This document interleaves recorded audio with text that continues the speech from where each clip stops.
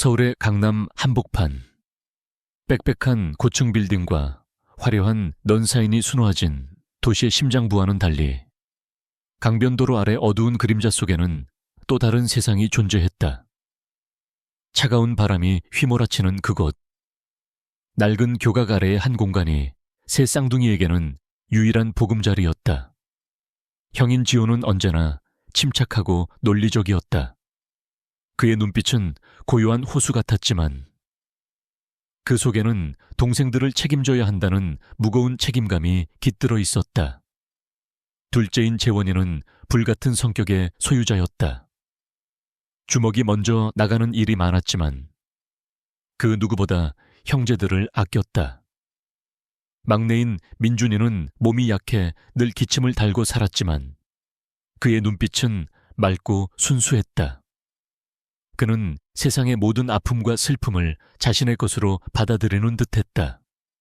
그들은 쓰레기통을 뒤지거나 길거리에서 폐지를 주우며 하루하루를 버텨냈다.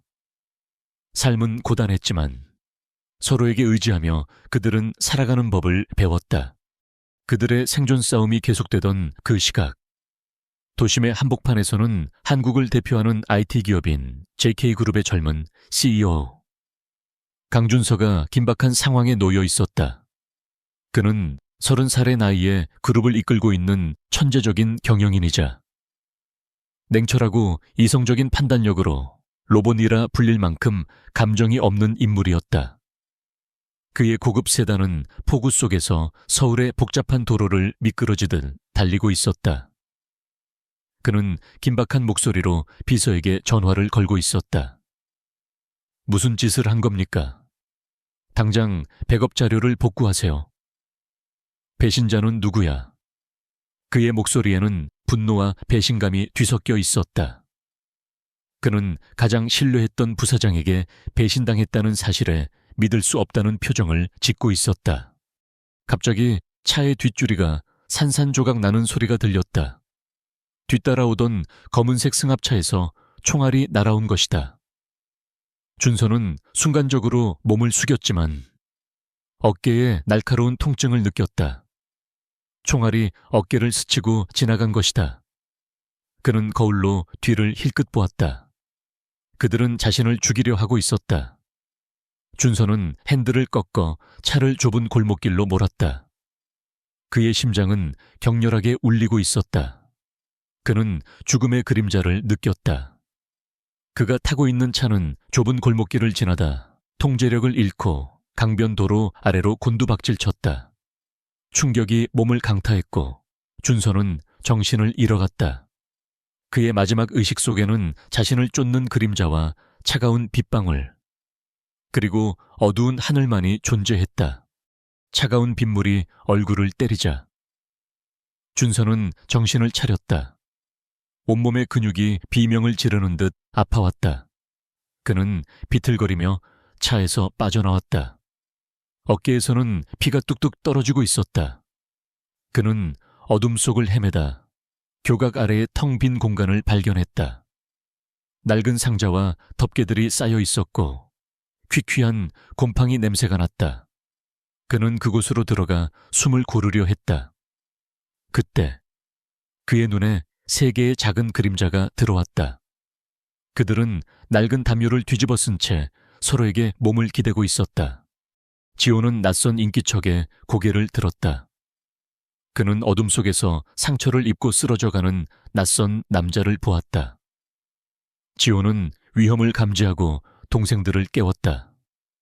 재원아, 민준아, 조용히 해. 재원은 눈을 비비며 일어났고 남자를 보자마자 경계하는 표정을 지었다.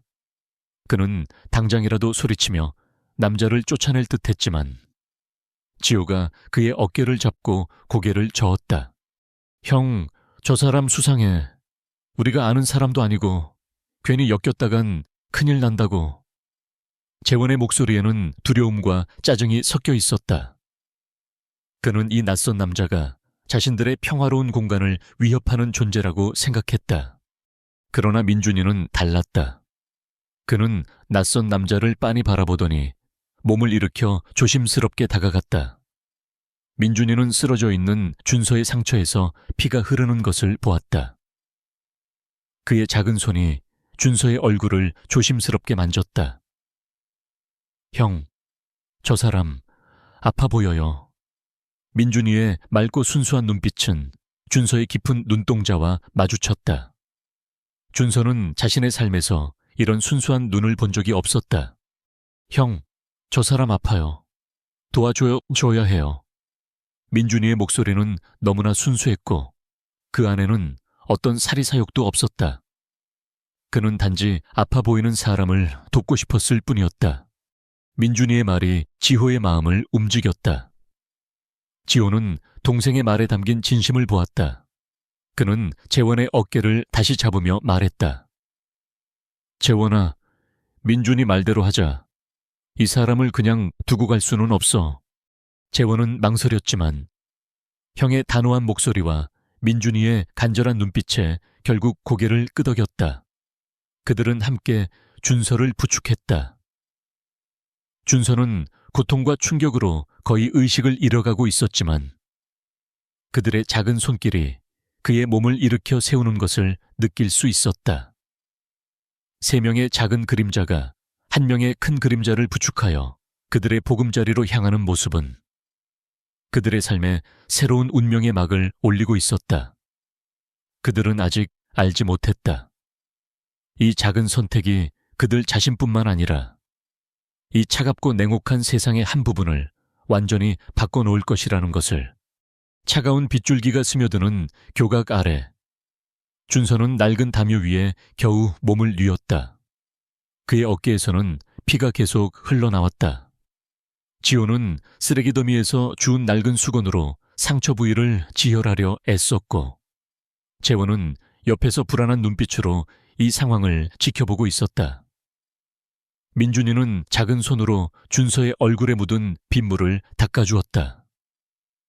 준서는 온몸이 쑤시고 아팠지만 그들의 손길에서 묘한 따뜻함을 느꼈다. 상처를 대충 지혈한 지호는 차분한 목소리로 준서에게 물었다. 당신 누구예요? 왜 쫓기고 있는 거죠? 준서는 차갑게 대답했다. 너희가 알 필요 없어. 내가 누군지 알아봐야 너희한테 득될 게 없으니까. 지호는 그의 태도에 아랑곳하지 않고 말을 이었다. 우리가 당신을 구해준 건 순전히 동생 민준이의 마음 때문이에요. 당신이 우리에게 무슨 해를 끼칠지 모르니 솔직하게 말해주는 게 좋을 겁니다. 준서는 그들의 당찬 태도에 놀랐다. 그는 자신이 살던 세상에서 이런 종류의 용기와 순수함을 본 적이 없었다. 그는 자신의 지갑을 꺼내 그들에게 내밀었다. 이걸로 너희가 원하는 걸 가져. 그리고 나를 며칠만 숨겨줘. 그 대가로 너희가 평생 만져보지 못할 돈을 줄 테니. 그의 목소리에는 거만함이 묻어 있었다. 그는 사람의 가치를 돈으로만 평가하는 것에 익숙해져 있었다. 지호는 준서의 손에 들린 지갑을 쳐다보지도 않고 단호하게 말했다. 돈은 필요 없어요. 우리는 돈 때문에 당신을 도와준 게 아니니까. 재원은 형의 말에 고개를 끄덕이며 거들었다. 맞아. 우리는 돈 없이도 잘 살았어. 밖으로 나가서 돈이 필요하면 알아서 구할 수 있어. 준서는 그들의 반응에 당황했다. 그의 눈빛은 흔들리기 시작했다. 너희가 지금 무슨 말을 하는 건지 내가 누군지 알아. JKK 그룹의 강준서야. 이 돈이면 너희가 여기서 벗어날 수 있어. 하지만 그들의 태도는 변함이 없었다. 그 순간 민준이가 갑자기 심하게 기침을 하기 시작했다. 그의 몸은 가늘게 떨리고 있었고 얼굴은 창백했다. 지호는 민준이의 어깨를 감싸 안으며 걱정스럽게 바라보았다. 민준이는 얼마 전부터 열이 났지만 약을 사줄 돈이 없었다. 지호는 준서의 손에 들린 지갑을 보았다. 그의 눈에는 동생을 살리고 싶은 간절함이 가득했다. 지호는 깊은 한숨을 내쉬었다. 이런 부탁은 하고 싶지 않았는데 우리 민준이가 아파요. 약이 필요해요. 돈을 주신다면 그 돈으로 약을 사겠습니다. 준서는 지호의 말을 듣고 마음이 흔들렸다. 그가 예상했던 대답이 아니었다. 그는 이 아이들의 마음속에 존재하는 순수한 사랑과 희생을 보았다. 그들은 자신들의 이익이 아니라 오직 가족을 위해 돈을 원했던 것이다. 그는 비로소 그들의 진심을 깨달았다. 조하, 내가 며칠 동안 너희와 함께 있겠다. 그 대신 이 돈을 받아. 준서는 지갑에서 수백만 원짜리 수표를 꺼내 지호에게 건넸다. 지호는 수표를 받아들고 재원과 함께 잠시 사라졌다. 준서는 혼자 남겨졌다. 그는 몸을 웅크린 채 낡은 담요를 덮고 있었다. 그때 민준이가 그에게 다가와 작은 손으로 준서의 이마를 짚어주었다. 열이 나는 것 같아요. 우리 형들이 약 사러 갔으니 조금만 참아요. 민준이의 따뜻한 손길에 준서는 처음으로 눈물이 핑 도는 것을 느꼈다. 그는 지금까지 차가운 세상 속에서 혼자 싸워왔다. 사람들은 그의 성공을 칭찬했지만 진심으로 그를 걱정해준 사람은 아무도 없었다. 그런데 이 작은 아이는 자신의 몸도 제대로 가누지 못하면서 자신을 걱정하고 있었다. 잠시 후 지호와 재원이 돌아왔다.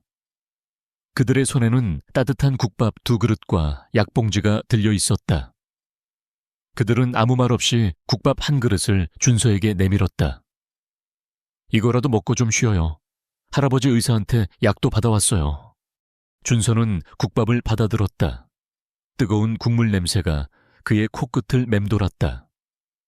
그는 지금껏 최고급 레스토랑에서 값비싼 음식을 먹어왔지만 그 어떤 음식도 이 국밥만큼 따뜻하고 진심 어린 맛을 내지는 못했다. 그는 국밥 1숟가락을 떠서 입에 넣었다. 국밥의 뜨거운 온기가 그의 몸과 마음을 동시에 녹이는 듯 했다. 그는 국밥을 먹으며 자신에게 국밥을 건넨 그들의 따뜻한 눈빛을 보았다. 그는 그들의 시선에서 돈으로 살 수 없는 진정한 인간의 가치를 발견했다. 이 작은 선택이 그의 삶을 완전히 바꿔놓을 것이라는 것을 그는 직감적으로 깨달았다. 준서가 따뜻한 국밥을 먹고 잠시나마 휴식을 취하는 동안에도 그를 추격하는 그림자들은 멈추지 않았다. 김태혁 부사장은 준서가 사라진 것을 확인하고 모든 추격팀에게 그의 행방을 찾으라고 지시했다. 그들은 준서가 사고를 당한 지점을 중심으로 수색을 벌였고 준서의 위치는 시시각각 위협받고 있었다. 준서의 휴대폰 신호는 이미 끊긴 지 오래였다. 김태혁은 준서가 살아있다는 것을 확신하고 있었다. 그는 준서가 다시 돌아와 자신의 야망을 망칠 것을 두려워했다. 준서는 국밥을 다 먹고 자리에서 일어났다. 그는 지호에게 말했다. 이곳은 더 이상 안전하지 않아. 그들은 이 근처를 샅샅이 뒤질 거야. 다른 곳으로 가야 해. 지호는 준서의 말에 동의하며 그와 동생들을 이끌고 교각 아래를 빠져나왔다. 그들의 목표는 서울의 중심부를 가로질러 반대편으로 가는 것이었다. 그들은 도시의 복잡한 구조를 이용해 추격자들을 따돌리기로 결정했다. 추격은 곧 시작되었다. 그들은 멀리서 검은색 승합차들이 그들의 은신처를 향해 다가오는 것을 보았다. 준서는 긴장했지만 지호는 침착했다. 걱정 마요. 우리는 이 동네 전문가예요. 당신이 모르는 길이 많아요. 그들은 좁은 골목길로 몸을 숨겼다. 지호는 사람들의 통행이 뜸한 골목길을 이리저리 누비며 앞장섰다. 그는 도시의 지형을 손금 보듯 꿰뚫고 있었다. 그의 머릿속에는 항상 최적의 경로가 그려져 있었다. 준서는 지호의 뒤를 따르며 놀라움을 감추지 못했다. 그가 평소에는 눈길조차 주지 않던 낡은 건물들, 쓰레기 더미, 그리고 좁은 담벼락들이 그들에게는 생존을 위한 중요한 도구가 되었다. 추격자들이 그들의 흔적을 쫓아 골목으로 들어섰을 때 재원은 그들과의 거리를 좁히기 위해 일부러 소란을 피웠다. 그는 낡은 양철통을 발로 차고 벽에 기대어 큰 소리로 욕설을 내뱉었다. 추격자들의 시선은 재원에게로 쏠렸고 그 틈을 타 지호와 민준이 그리고 준서는 재빨리 다른 골목으로 빠져나갔다. 재원은 자신의 역할이 끝나자 마치 아무 일도 없었다는 듯이 그들을 향해 달려갔다. 그의 얼굴에는 작은 미소가 걸려 있었다. 그는 자신의 역할이 준서를 돕는 것임을 깨달았고 그 사실에 만족스러워했다. 그들은 미로와 같은 골목길을 지나 번화가로 들어섰다. 하지만 그곳 역시 안전하지 않았다. 인파가 붐비는 곳이었지만 준서의 얼굴이 알려져 있었기에 더욱 위험했다. 그들이 잠시 숨을 고르기 위해 낡은 상점가로 들어섰을 때 그들을 쫓던 한 명의 추격자가 그들을 발견했다. 준서가 위기감을 느끼고 몸을 숨기려 할 때 민준이가 그의 손을 잡아 끌었다. 이쪽이에요, 형. 민준이는 준서를 이끌고 낡은 상가 건물의 뒷문으로 들어갔다. 그곳은 복잡한 배수관과 환풍기들이 얽혀있는 좁고 어두운 통로였다. 민준이는 그 통로를 마치 자신의 집처럼 자유롭게 오갔다. 준서는 그의 뒤를 따르며 놀랐다. 그는 민준이가 몸은 약하지만 남들이 보지 못하는 것들을 보고 남들이 알지 못하는 길을 알고 있다는 것을 깨달았다. 민준이는 건물의 옥상으로 그들을 이끌었다. 옥상 위로 올라가자 그들은 도심의 화려한 야경이 한눈에 들어오는 것을 보았다. 그들은 잠시 숨을 고르며 밤하늘을 바라보았다. 준서는 3명의 쌍둥이들을 번갈아 보았다. 지호의 침착함, 재원의 용기, 그리고 민준이의 순수함. 그들은 아무것도 가진 것이 없었지만 그들은 서로에게 의지하며 가장 강력한 팀을 이루고 있었다. 준서는 자신이 그동안 무엇을 놓치고 살아왔는지 깨달았다. 그는 돈과 권력, 그리고 명예를 쫓았지만 그 속에서 그는 자신을 진정으로 아끼고 사랑하는 사람을 단 한 명도 찾지 못했다. 고맙다. 준서가 조용히 말했다. 지호는 그의 말에 의아한 표정을 지었고 재원은 퉁명스럽게 대답했다. 뭐가요? 우리는 그냥 우리가 아는 길로 갔을 뿐이에요. 하지만 준서는 진심으로 고마움을 느꼈다. 그는 그들의 행동이 단순히 의무나 거래 때문이 아니라 순수한 마음에서 비롯되었다는 것을 알고 있었다. 그는 자신이 살아왔던 세상이 얼마나 차갑고 비정한지 다시 한번 깨달았다. 그는 그들이 자신을 살려준 것이 단순히 물리적인 생명을 연장시켜준 것뿐만 아니라 그의 메마른 영혼에 새로운 숨결을 불어넣어 주었다는 것을 직감적으로 알았다. 그들은 강변을 따라 한참을 걸어 도심에서 멀리 떨어진 낡은 창고에 도착했다. 이전에 지호가 폐지를 줍다 발견한 곳이었다. 버려진 공장이었지만 그나마 바람을 피할 수 있는 곳이었다. 재원은 냄새가 난다며 투덜거렸지만 모두가 이곳이 지금으로서는 가장 안전한 곳이라는 것을 알고 있었다. 준서는 더 이상 자신의 고급 외제차나 펜트하우스에 대해 생각하지 않았다. 그의 머릿속은 오직 어떻게 하면 이 위기에서 벗어나고 이 3명의 아이들을 안전하게 지킬지에 대한 생각으로 가득했다. 그는 처음으로 자신 이외의 다른 사람을 위해 고민하고 있었다. 밤이 깊어지자 준서는 자신의 이야기를 꺼내기 시작했다. 그는 자신이 JK그룹의 CEO가 된 배경부터 가장 신뢰했던 친구이자 동료였던 김태혁 부사장의 배신에 대해 담담하게 이야기했다. 그의 목소리에는 분노와 슬픔이 뒤섞여 있었다. 그는 김태혁이 자신의 아버지와 함께 회사를 키웠던 동반자였으며 자신에게는 형이나 다름없는 존재였다고 말했다. 그는 내 아버지에게서 모든 것을 빼앗았고 이제는 나마저 없애려고 해. 그는 회사의 모든 자산을 자신의 이름으로 빼돌리고 나를 살인범으로 몰아넣으려 하고 있어. 준서의 목소리는 떨렸다. 그는 이제 더 이상 차가운 로봇이 아니었다. 그는 상처받고 고통받는 한 명의 인간이었다. 지호는 준서의 이야기를 들으며 잠자코 있었다. 그는 준서의 눈에서 깊은 배신감과 슬픔을 읽어냈다. 그들의 삶과 준서의 삶은 완전히 다른 세상에 속해 있었지만 사람에게 배신당하는 고통은 똑같다는 것을 느낄 수 있었다. 지호는 자신의 가족이 아니었다면 이 세상에서 살아남을 수 없었을 것이라는 것을 알고 있었다. 그는 준서에게 가족이 없다는 사실에 연민을 느꼈다. 재원은 준서의 이야기에 격분했다. 그 나쁜 놈 형을 그렇게 만든 사람을 그냥 둬서는 안 돼요. 재원은 주먹을 불끈 쥐며 말했다.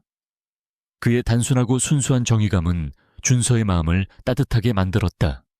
막내 민준이는 조용히 준서의 옆으로 다가와 그의 손을 잡았다.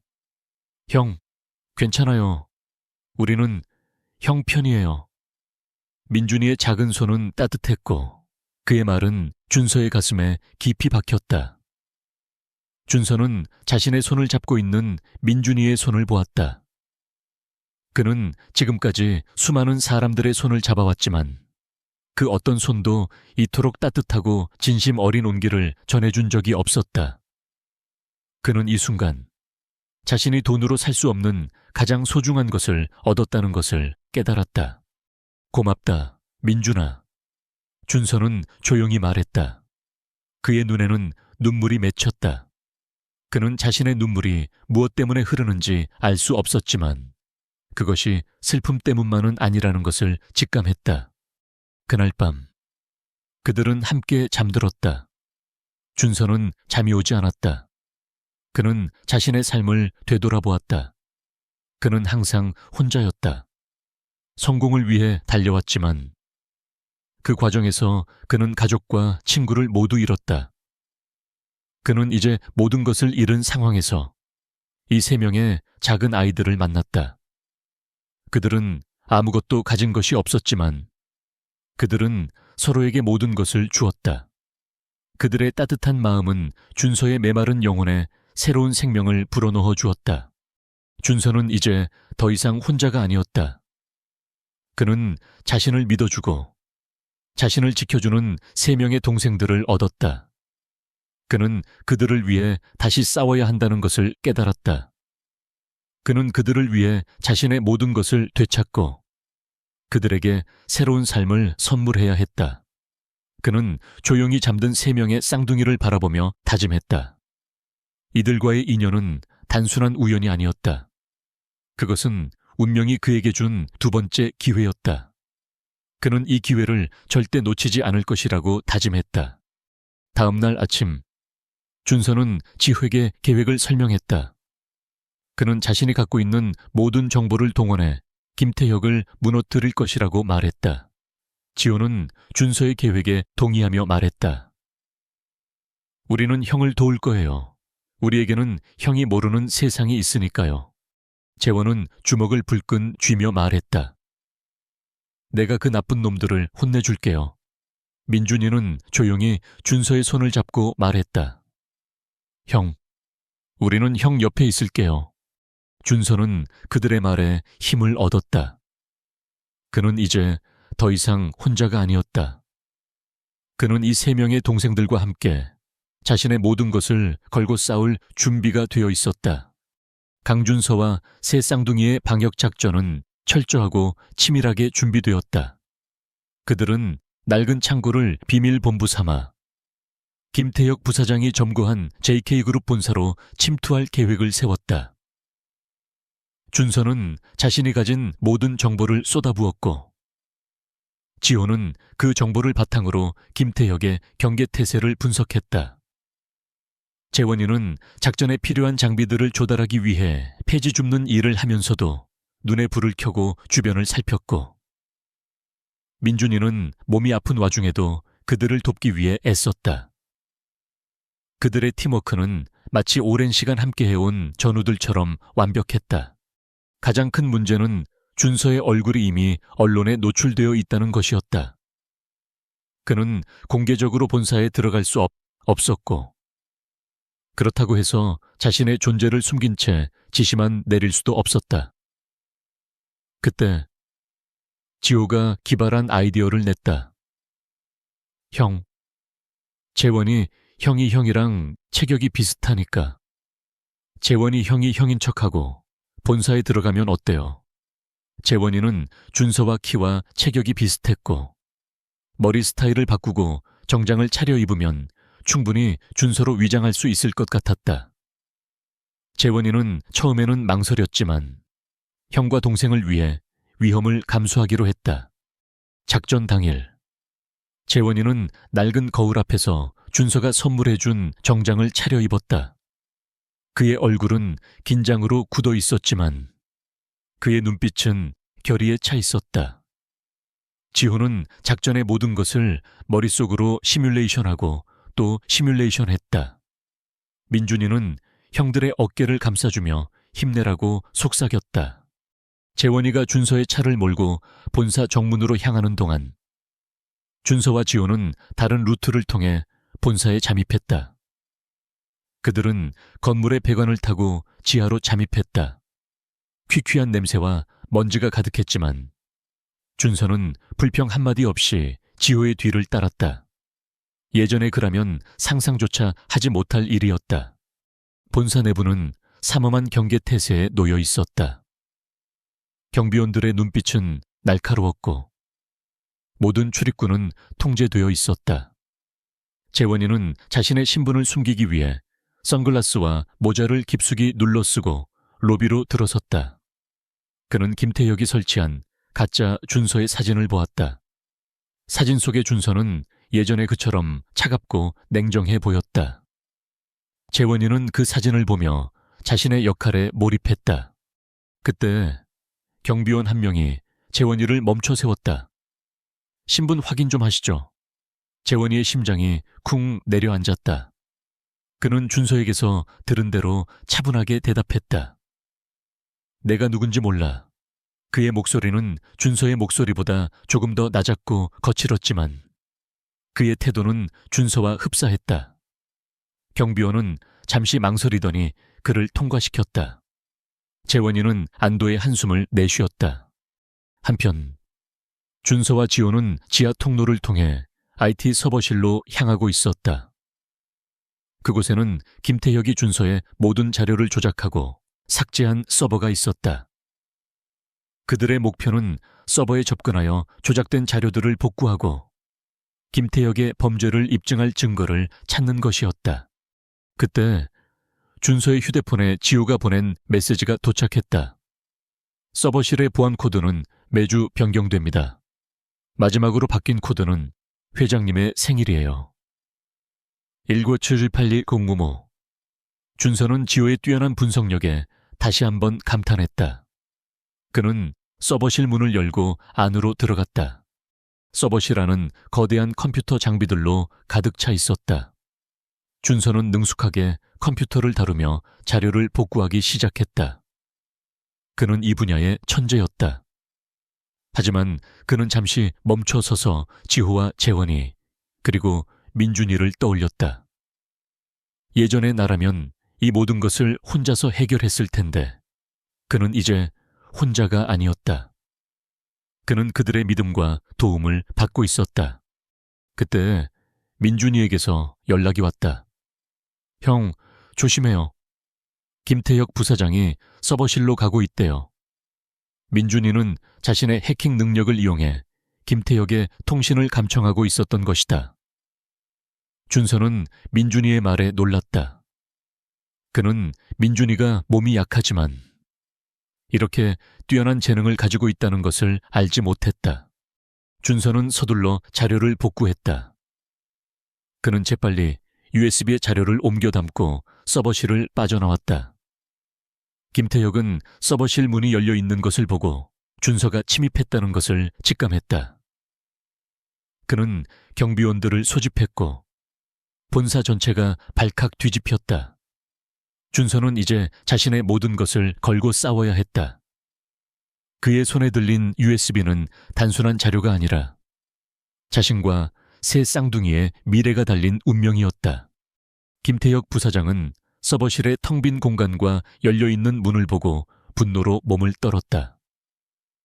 그는 직감적으로 강준서가 살아 돌아왔다는 것을 알았다.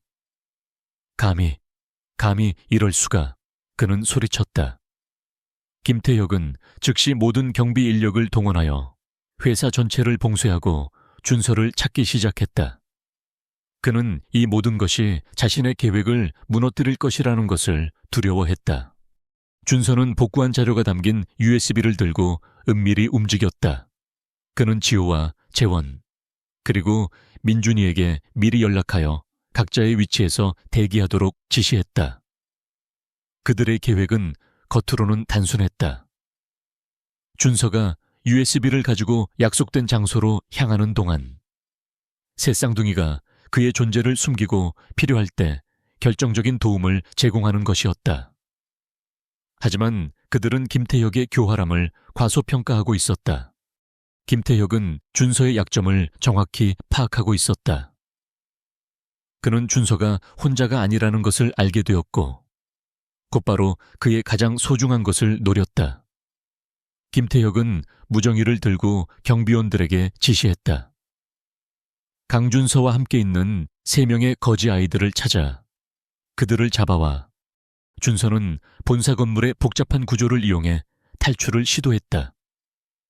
그는 마치 자신이 이 건물의 모든 것을 꿰뚫고 있는 것처럼 움직였다. 그가 건물 후문으로 향했을 때 지호가 미리 준비해둔 자전거가 기다리고 있었다. 준서는 자전거를 타고 도심의 인파 속으로 사라지려 했다. 그때 그의 휴대폰이 울렸다. 발신자는 알 수 없는 번호였다. 준서는 직감적으로 전화를 받았다. 수화기 너머로 들려오는 목소리는 김태혁이었다. 강준서, 네가 날 배신할 줄은 몰랐군. 네가 뭘 가지고 있는지 알아. 하지만 나도 네가 뭘 가장 소중하게 생각하는지 알고 있지. 준서는 불안한 예감에 심장이 쿵 내려앉았다. 무슨 짓이야? 내가 아끼는 막내 동생이 말이야. 아주 귀엽더군. 김태혁의 목소리에는 비열한 웃음이 섞여 있었다. 지금 내 옆에 있어. 네가 가진 모든 것을 가져오지 않으면 이 아이는 어떻게 될지 나도 모르겠군. 준서는 충격으로 말을 잇지 못했다. 그의 눈앞에는 민준이의 맑은 눈망울이 떠올랐다. 그들의 순수한 마음이 그를 구원해 주었는데 이제 그들이 자신 때문에 위험에 처한 것이다. 준서는 분노로 몸을 떨었다. 당장 민준이를 풀어줘. 네가 원하는 대로 해줄 테니. 좋은 생각이다. 30분 안에 내가 지정하는 장소로 와. 혼자. 만약 경찰이나 다른 누군가와 함께 오면 이 아이의 목숨은 장담할 수 없을 거야. 김태혁은 위치 정보를 보낸 후 전화를 끊었다. 준서는 분노에 휩싸였다. 그는 이제 자신의 복수나 회사의 운명 따위에는 관심이 없었다. 그의 유일한 목표는 민준이를 구하는 것이었다. 그는 자전거를 내던지고 무작정 약속 장소로 달려갔다. 지호와 재원은 상황이 심상치 않다는 것을 직감했다. 그들은 준서가 혼자 움직이고 있다는 것을 알고 그를 뒤쫓기 시작했다. 약속 장소는 버려진 공사 현장이었다. 낡은 건물들과 폐기물들이 널브러져 있었고 을씨년스러운 분위기가 감돌았다. 준서가 안으로 들어서자 김태혁이 민준이의 목에 칼을 겨누고 서 있었다. 민준이의 얼굴은 공포로 창백했지만 그의 눈빛은 흔들리지 않았다. 드디어 왔군. 강준서, 그 USB를 내게 넘겨. 그러면 이 아이의 목숨은 살려주지. 김태혁이 비열하게 웃으며 말했다. 준서는 주머니에서 USB를 꺼내 김태혁에게 내밀었다. 여기 있어. 민준이를 놔줘. 김태혁은 USB를 받아들고 손으로 민준이의 머리카락을 헝클어뜨렸다. 미안하게 됐군. 강준서, 너에게 더 이상 이 세상에 존재할 가치는 없어. 그는 민준이의 목에 겨누고 있던 칼을 치우고 칼을 준서의 심장을 향해 겨누었다. 그때 재원이 김태혁의 뒤에서 달려나와 그의 팔을 잡았다. 이 자식 감히 우리 동생을 위협해. 재원의 주먹이 김태혁의 얼굴로 날아갔다. 김태혁은 예상치 못한 공격에 휘청거렸다. 그 순간 지호가 준서에게 다가와 말했다. 형, 우리는 형을 버리지 않아요. 우리는 끝까지 함께 싸울 거예요.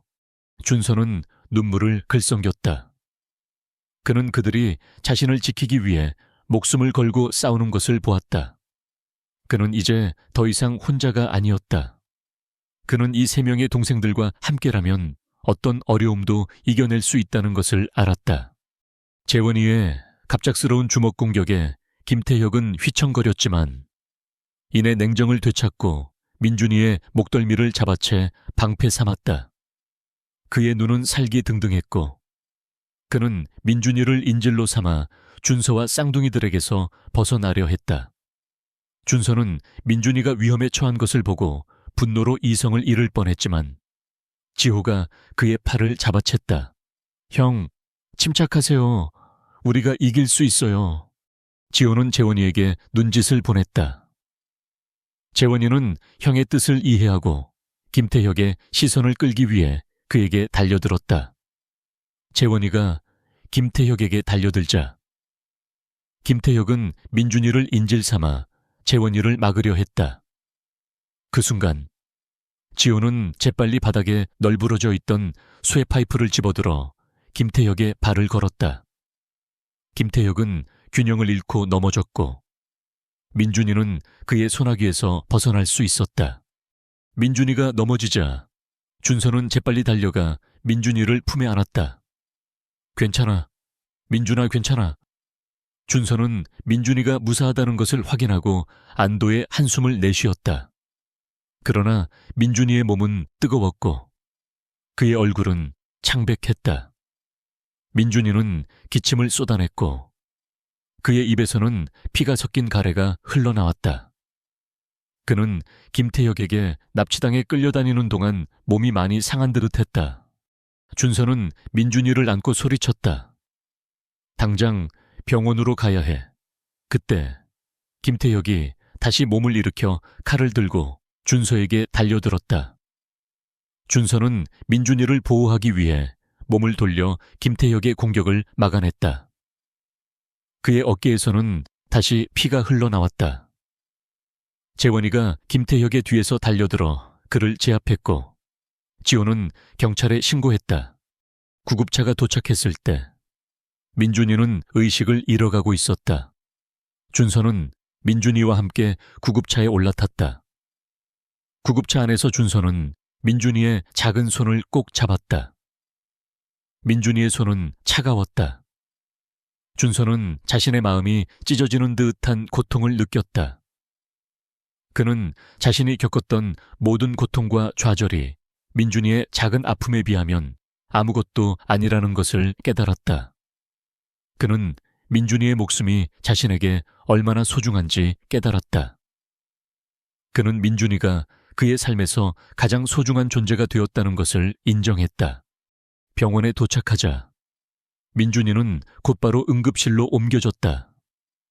준서는 응급실 밖에서 초조하게 기다렸다. 지호와 재원이가 도착했고 그들은 준서의 옆에 앉아 함께 민준이를 기다렸다.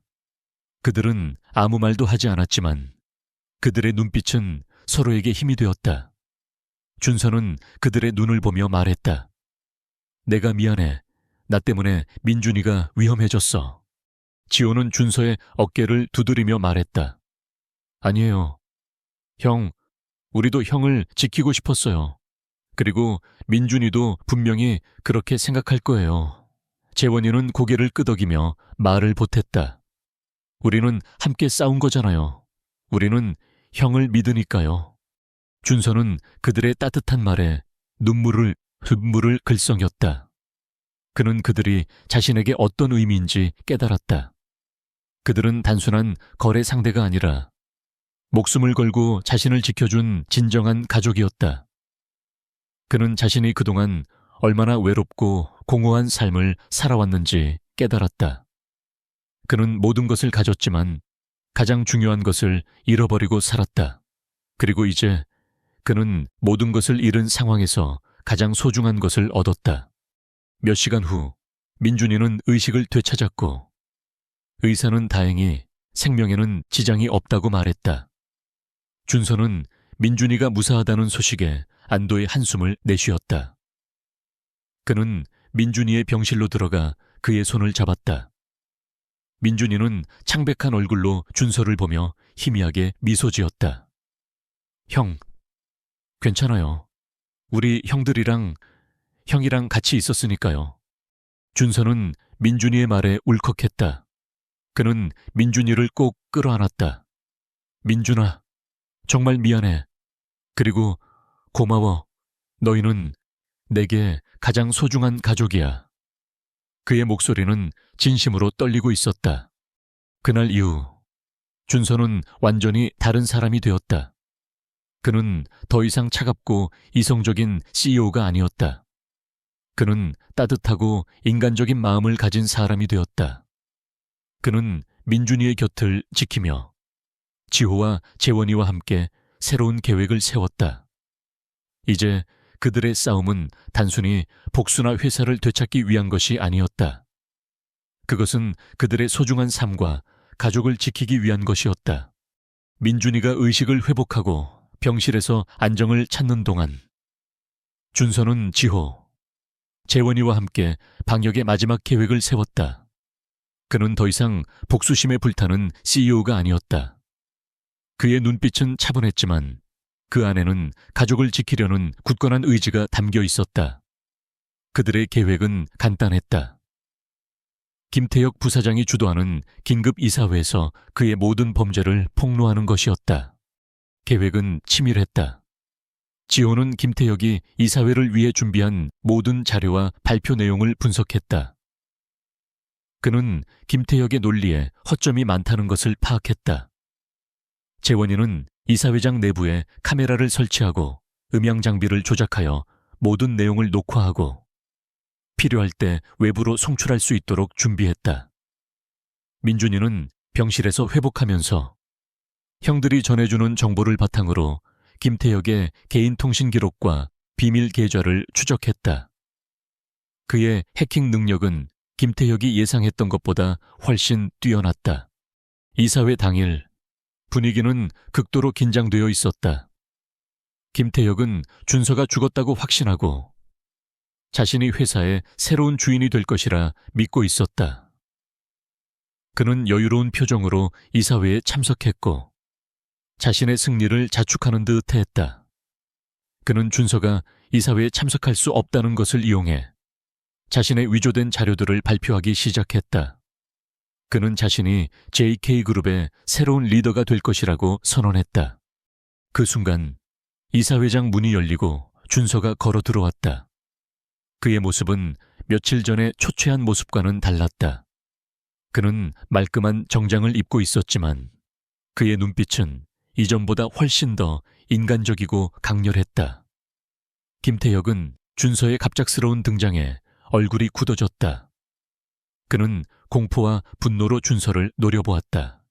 강준서, 네가 어떻게 여기에, 감히 이곳에 발을 들여놓다니. 김태혁이 소리쳤다. 준서는 차분하게 대답했다. 내가 어떻게 왔는지 궁금한가? 내가 없는 동안 네가 무슨 짓을 했는지 다 알고 있어. 이사회장 안에 모든 이사들은 충격에 휩싸였다. 그들은 준서가 죽은 줄로만 알고 있었다. 김태혁은 준서의 말을 반박하려 했지만 그의 목소리는 떨렸다. 증거도 없는 허튼 소리 하지 마. 네가 회사를 배신하고 도망쳤다는 증거는 다 있어. 그때 준서가 손짓을 하자 이사회장 한쪽에 설치된 대형 스크린이 켜졌다. 스크린에는 김태혁이 누군가와 통화하며 JK그룹의 기술을 몰래 빼돌리는 영상이 나타났다. 모든 이사들은 놀라움에 입을 다물지 못했다. 그 영상은 민준이가 해킹을 통해 찾아낸 것이었다. 이게 다 무슨 소리야. 위조된 영상이야. 내가 이런 짓을 했을 리가 없어. 떼없어. 김태혁이 소리쳤다. 그는 절규하며 화면을 끄려고 했지만 화면은 계속해서 다른 영상들을 보여주었다. 그 영상에는 김태혁이 JK그룹의 자산을 자신의 비밀 계좌로 빼돌리는 장면들이 담겨 있었다. 이 모든 자료는 지호의 분석과 재원이의 잠입을 통해 얻어진 것이었다. 그때 경찰이 이사회장 문을 열고 들어왔다. 그들은 준서가 미리 신고한 대로 김태혁을 체포하기 위해 온 것이다. 김태혁은 당황하며 달아나려고 했지만 재원이가 그를 붙잡았다. 어딜 도망가. 이제 죗값을 치러야지. 재원이의 주먹이 불끈 쥐어졌다. 김태혁은 경비원들에게 소리쳤다. 당장 저 아이들을 잡아가. 저들이 날 모함하고 있어. 하지만 경비원들은 움직이지 않았다. 그들은 준서와 새 쌍둥이가 가져온 명백한 증거들 앞에서 더 이상 김태혁을 따를 수 없었다. 김태혁은 절망적인 눈빛으로 준서를 바라보았다. 강준서, 네가 어떻게 내가 가진 모든 것을... 준서는 그의 눈을 똑바로 바라보며 말했다. 나는 아무것도 가지지 않은 3명의 동생들 덕분에 모든 것을 되찾았어. 너는 모든 것을 가졌지만 너는 아무것도 가지지 못했어. 너는 진정한 가치를 몰랐으니까. 김태혁은 체포되어 끌려나갔다. 이사회의 모든 이사들은 준서에게 사과하며 그의 뛰어난 판단력과 용기에 감탄했다. 준서는 그들의 칭찬에 미소 지었다. 그의 승리는 단순히 사업적인 승리가 아니었다. 그것은 인간적인 승리였다. 그는 이제 더 이상 차가운 로봇이 아니었다. 그는 뜨거운 심장을 가진 사람이었다. 모든 것이 제자리를 찾은 후 강준서는 새 쌍둥이를 데리고 자신의 집으로 향했다. 한강이 한눈에 내려다 보이는 고급 펜트하우스였다. 웅장한 거실, 대리석 바닥, 그리고 값비싼 예술 작품들이 가득한 공간은 새 아이들이 살던 곳과는 완전히 다른 세상이었다. 그들은 이 거대한 공간에 들어서자마자 압도된 듯 조용해졌다. 준서는 그들에게 말했다. 이제 너희는 여기서 나와 함께 살 거야. 여기는 이제 너희 집이야. 그의 목소리에는 단호함과 함께 진심이 담겨 있었다. 그는 이 3명의 아이들에게 자신이 받은 사랑과 은혜를 갚고 싶었다. 그는 그들에게 더 이상 거리에서 살게 하고 싶지 않았다. 그는 그들에게 새로운 삶, 안전하고 따뜻한 삶을 선물하고 싶었다. 하지만 새 쌍둥이의 반응은 준서가 예상했던 것과는 달랐다. 지호는 준서의 말을 듣고 고개를 저었다. 형, 우리는 여기에 살 수 없어요. 알았어요. 이곳은 우리와 맞지 않아요. 그의 목소리에는 겸손함과 함께 거절의 의지가 담겨 있었다. 재원이는 투덜거렸다. 맞아. 형, 우리는 이런 곳에서 어떻게 살아요. 괜히 형에게 폐만 될 거예요. 재원이는 주위를 둘러보며 불안해하는 눈빛을 보였다. 그는 이 모든 것이 자신들의 것이 될 수 없다는 것을 알고 있었다. 민준이는 조용히 준서의 손을 잡았다. 형, 우리는 괜찮아요. 우리 힘으로도 잘 살 수 있어요.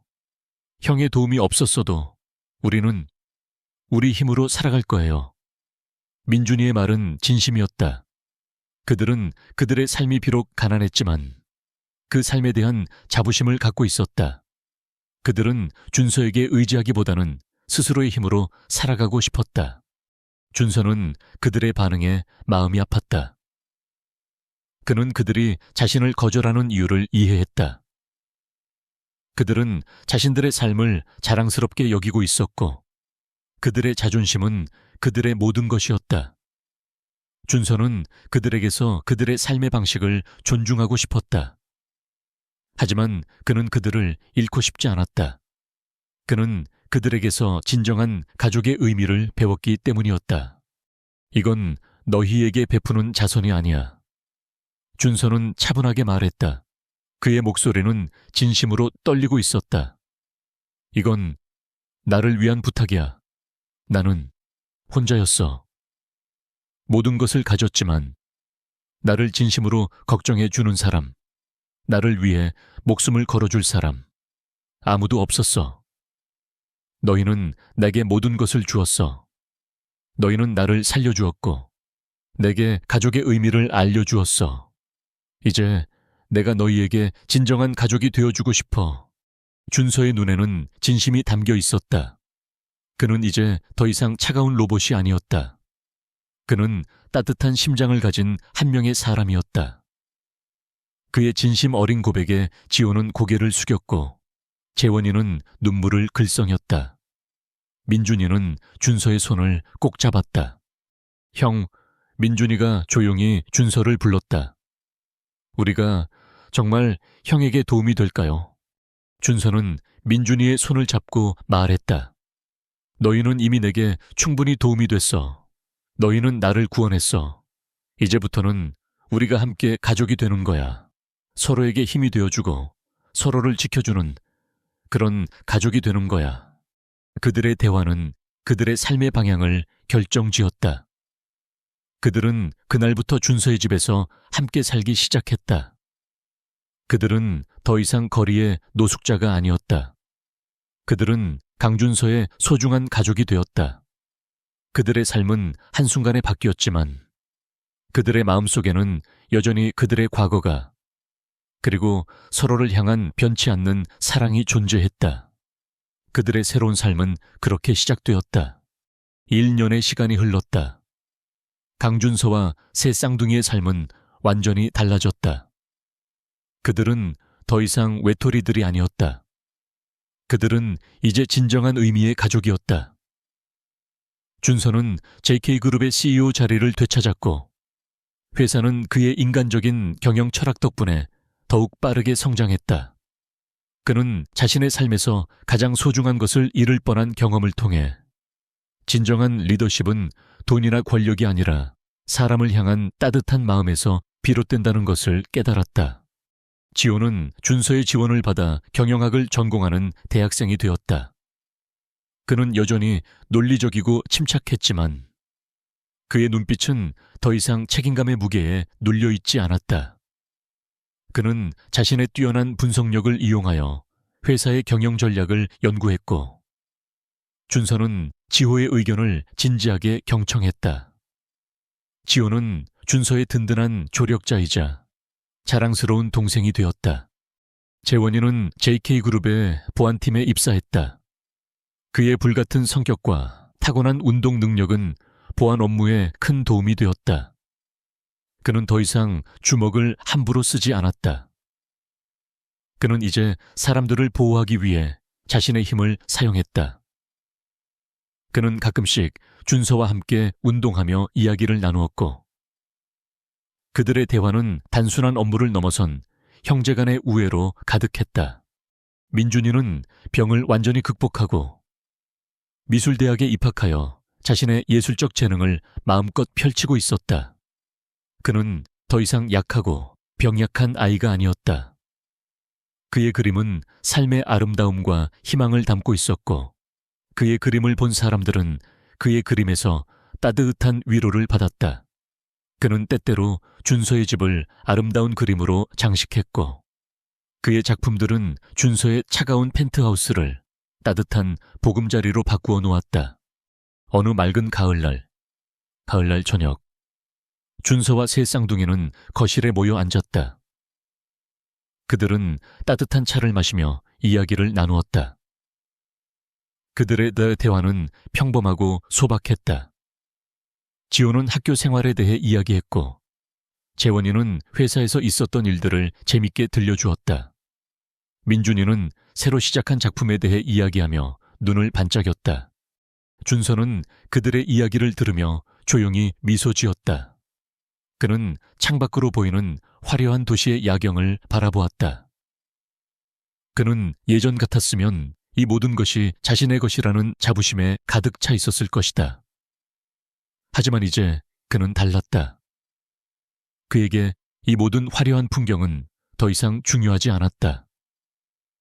그의 눈에 들어오는 것은 오직 자신의 옆에 앉아있는 3명의 동생들이었다. 그는 문득 자신이 처음 그들을 만났던 날을 떠올렸다. 낡고 냄새나는 교각 아래, 차갑고 비정한 세상의 가장 낮은 곳에서 그들은 그에게 손을 내밀었다.